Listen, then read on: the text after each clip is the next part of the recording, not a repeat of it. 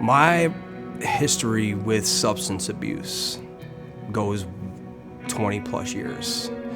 It started with the dealing side of drugs, which landed me in prison. So now I get locked up when I'm 21, home when I'm 23. I'm home for 4 years.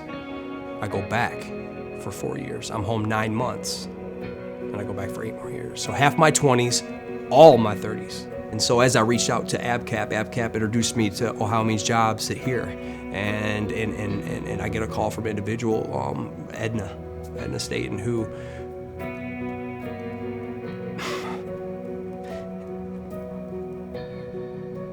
believed in me from the first phone call.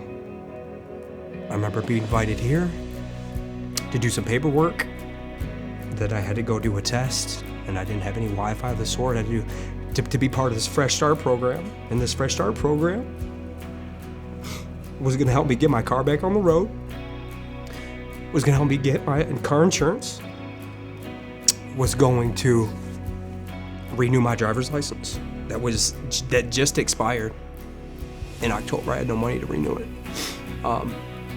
and help me find a job. And it was even willing to help me to get my chemical dependency licensure, because I did the coursework in 2019. Being a chemical dependency counselor assistant has equipped me with not only the licensure, but it positioned me to help people who feel that they're alone, feel that they can't do it, need some encouragement, some inspiration, just some guidance. There's nothing like being able to talk to people who struggle in the same areas where I struggled, and be able to relate with them when they feel that they can't even be related to, right? That they're so far gone that there's nobody that's ever gonna give them a chance. And be able to say, hey, well, this is where I was, and this is where I'm going, and this is where I'm at today. And you can do it too.